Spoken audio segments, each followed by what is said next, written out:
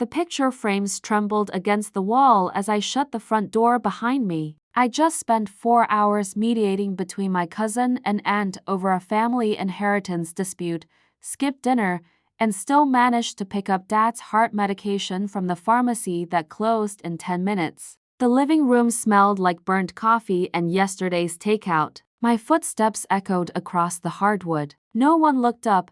I placed the orange prescription bottle on the coffee table, exhaling. My temples throbbed. From the kitchen, Mom's voice sliced through the air. "Did you talk to Aunt Sarah?" I turned halfway. "About what?" She emerged, arms folded, lips pressed into a thin line. "Your father and I have been discussing things. If you can't keep the family peace any better than this, maybe you don't belong in family matters at all." For a moment, I thought I'd misunderstood. "Keep the peace?" "You know Aunt Sarah is threatening to contest the will now. After everything we've done to keep this family together, and you let this happen." I'd spent weeks on the phone, mediating, consoling, explaining. "I've been trying." Dad looked up from his newspaper. "Not hard enough, Mira. Not nearly hard enough." My brother Lucas called from the dining room, his laptop glowing against his face. "She thinks because she's got that psychology degree she can fix everyone. Some therapist she turned out to be." My fingers tightened around the pharmacy receipt, still in my hand. Creases formed, nearly tore the paper apart. I glanced down at the total circled in red. 89 for $3. Paid from my account, not theirs. "I'm not trying to fix everyone," I said. My voice remained level. "I'm trying to help." Dad folded his newspaper with a crisp snap. "Well, your help isn't helping. This family is falling apart." Something in my chest turned to stone. I released the receipt. It fluttered to the floor like a surrendered flag. "I just spent 4 hours talking Aunt Sarah down," I said. "But fine. You want someone else to handle it? Go ahead." They watched me, waiting for the tears, the apologies, the promises to try harder. I gave them none. I walked to the door, pulled it open, and before stepping out, I said softly, "From now on, this family no longer has a mediator named Mira." I was raised to believe that being the calm one meant being the valued one. If I could soothe tensions, I mattered. If I kept secrets, I belonged. It started small. I was 15 the first time I mediated a fight between my parents. Dad had forgotten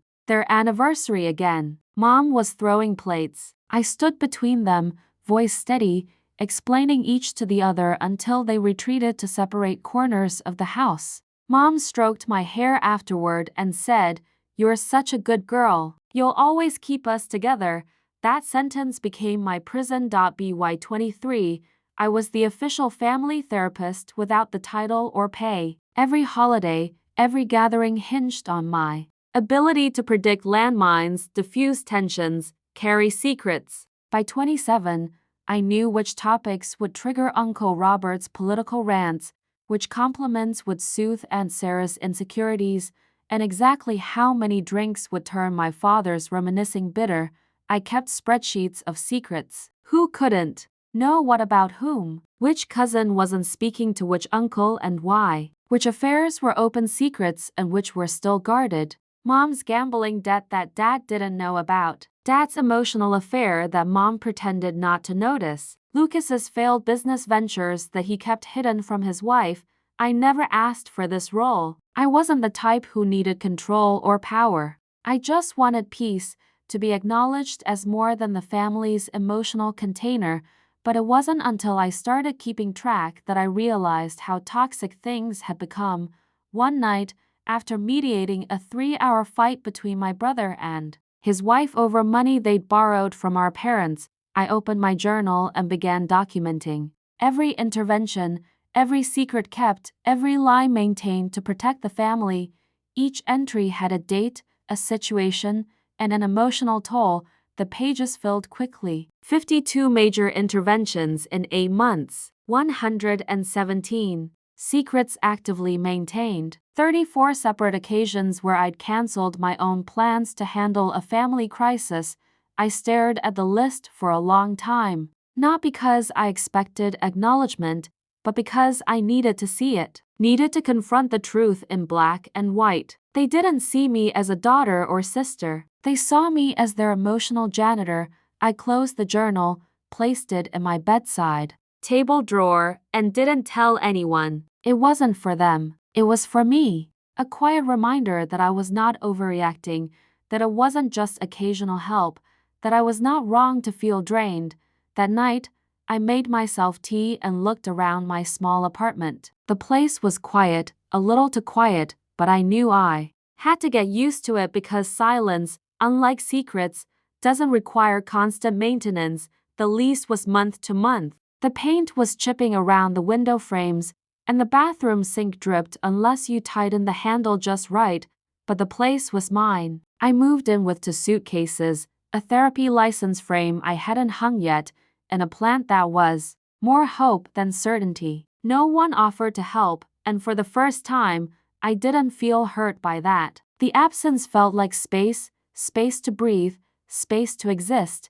The texts came daily. Moms were long and accusatory, laced with "after everything we've done for you." Dads were brief commands. Call your mother, family dinner Sunday, handle Lucas. My brother only texted when he was fighting with his wife, usually followed by a request to talk sense into her.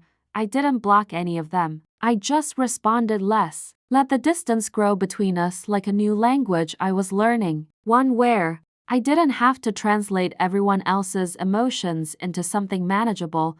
My therapy practice grew steadier now. No canceled sessions to rush to family emergencies. No exhausted mornings after late-night crisis calls. I started seeing my own therapist again. Small steps, nothing dramatic. I started journaling again, but this time about my own feelings, not everyone else's secrets. At tea night, I made myself dinner. Real meals, nothing rushed. I played podcasts while I cooked. I didn't check my phone. I didn't have to brace for the next explosion. Some nights, I'd lie in bed just listening to the neighbors' faint music through the wall. My body, for the first time in years, didn't feel like it was constantly on alert. No one would call with an emergency. No one would demand I fix something. No one needed me to keep their secrets. I started sleeping through the night. Full, uninterrupted hours. 7 hours turned into 8 on weekends. There was no applause, no audience,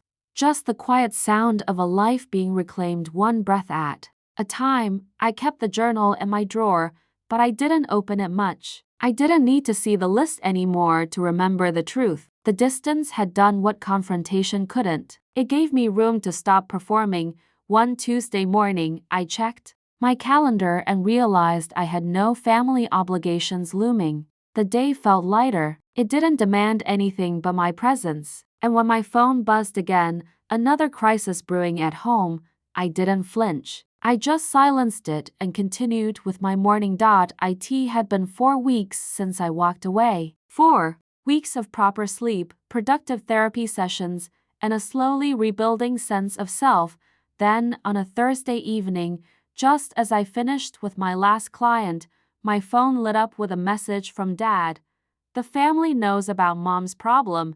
No greeting, no question mark, just those 7 words like I had missed a shift at a job I never applied for. I didn't reply. I didn't even stop gathering my notes. I placed my phone face down on my desk and made tea like it was any other evening. By evening, Lucas was calling. When I didn't answer, he tried again and again. On the 4th attempt, I picked up. I figured I owed myself the right to hear how far they'd push. You knew about Mom's gambling and didn't tell anyone? He snapped. Before I could say a word, I said nothing. You think you can just keep secrets from your own family? You think you're better than us because you've got some degree and a therapist license? Still, I said nothing. He hung up with a frustrated scoff. Not even a goodbye. That night, I opened my journal and flipped to an entry from 3 years ago. Mom lost $26,000 gambling. Dad doesn't know. She made me promise not to tell. Said it would kill him to find out. My heart didn't race. My hands didn't shake. I just stared at the words, not surprised, just numb.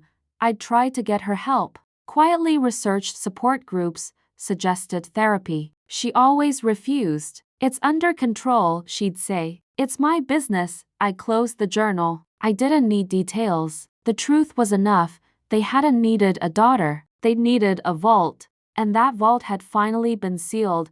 I poured myself a glass of water and sat on the floor beside my little plant. No music, no noise. They would blame me now, call me disloyal, twist my silence into betrayal, but I wasn't the secret keeper anymore. I wasn't the one bearing the weight of their choices. I had simply stepped aside and let truth do its work. The phone lit up again, this time Dad's name. I let it ring untouched until it faded to black. I hadn't planned to call. I'd rehearsed distance like armor, but something about knowing they were imploding under the weight of their own secrets pushed me into motion. Not out of malice, out of finality. I waited until Sunday afternoon. They would all be there for family dinner. Dad angry but pretending not to be. Mom defensive. Lucas playing both sides. I dialed the house phone. It rang 3 times. Hello? Mom's voice came strained, tentative. Put me on speaker, I said. A pause. Then the soft click of the speakerphone. In the background, I heard the familiar clink of ice in Dad's whiskey glass, chairs scraping against the floor, a tense murmur. I'm here, Dad said. Lucas too. I inhaled once, steady. How long have you all been keeping secrets from each other? Silence. What? Mom asked as if she hadn't heard. I've been the keeper of everyone's secrets for years. Dad's, Mom's, Lucas's. I'm asking how long you've all been hiding things from each other while expecting me to maintain the lies. Mom cleared her throat. Mira, this isn't appropriate dinner conversation. Did Dad tell you he's been emotional cheating with his assistant for years? Did Lucas tell his wife about the money he's been hiding? Did anyone ask why I suddenly had to become everyone's confessor and protector at 15? Tobias cut in. You're a therapist. Confidentiality is literally your job, not with family, I said quietly. I'm your daughter and sister, not your therapist. You never asked if I could handle it, never checked if I was drowning in your secrets, never offered to help me carry the weight. You just assumed I would hold it all. Mira, Mom started. We're family. You shouldn't need to be asked. I nodded to myself. That's the thing. I don't have your burdens in my job description. I don't have the obligation to maintain your lies. I don't even have a place at the table unless I'm fixing something broken. No one spoke. I've read your texts. I've listened to your voicemails. You've called me cold, selfish, disloyal. But I'm none of those things. I was your daughter. You turned me into your confessional, a long breath on the other end. Then Dad's voice, low and accusatory. You don't understand. Without you, we're falling apart.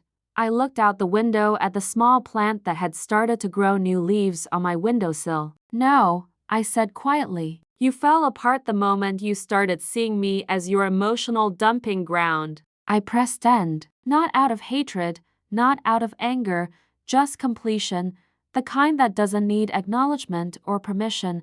I placed the phone face down on the table and reached for the envelope I'd received yesterday, the one with the family reunion invitation. The invitation was thick cardstock, embossed with words like tradition and together and obligation printed in elegant script. My name was at the top of the guest list, with a handwritten note, family mediator needed. I folded it once, then again, and tore it in half, not out of rage. There was no heat left, just a quiet understanding that this wasn't mine to carry. It never had been. I opened our family group chat. The threads stretched back years. Cryptic messages about who wasn't speaking to whom. Passive-aggressive emoji responses. Demands for intervention. I scrolled until my thumb hurt. Then I stopped. One line.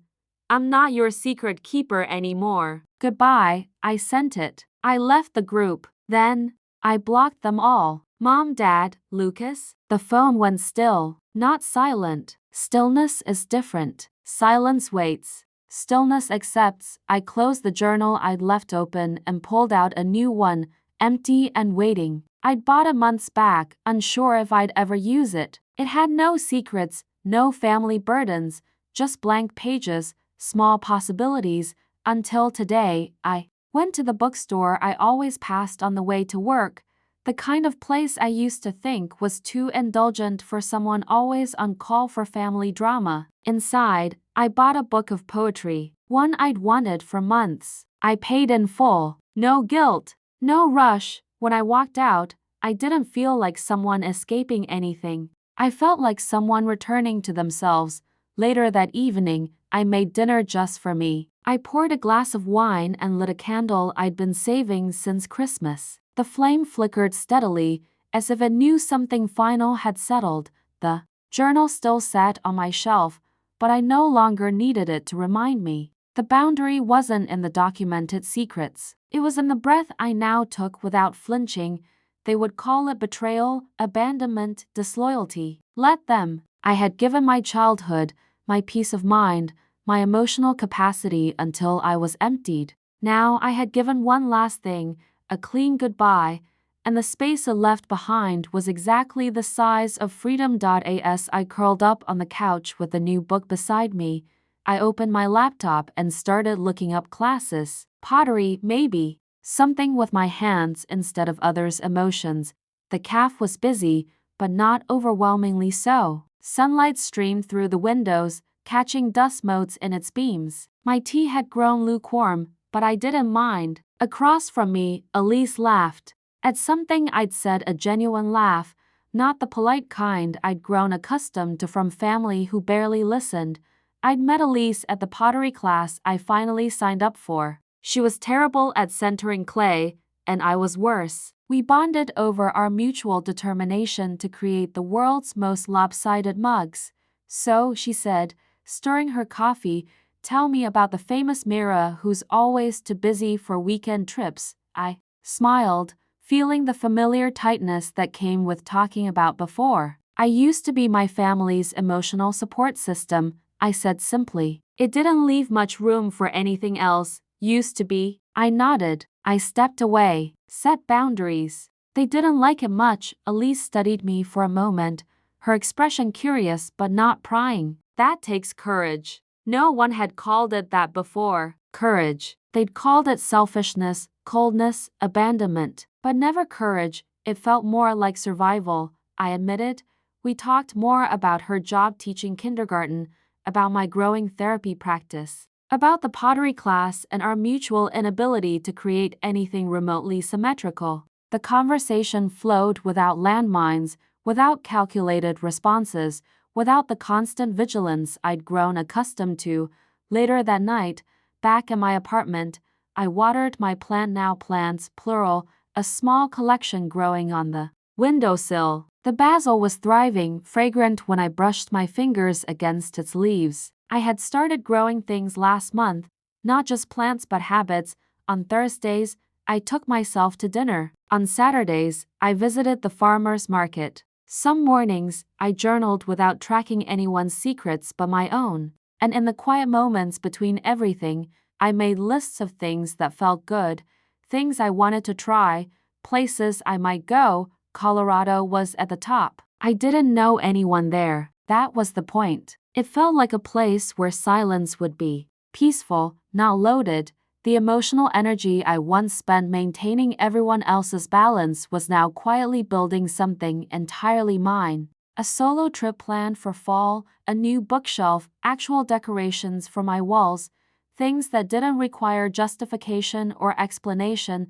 I used to think family meant shared blood, shared burdens, shared silence around uncomfortable truths. Now, I knew better. Family could be chosen, boundaries respected, honesty valued. It was in the text from Elise asking if I wanted to join her hiking group this weekend. In the client who told me I'd helped them set their first healthy boundary. In the quiet hum of an evening spent alone but not lonely. It was in the stillness. After people leave and nothing feels broken or hidden, that night I pulled out a fresh page and wrote the words "things that are mine" at the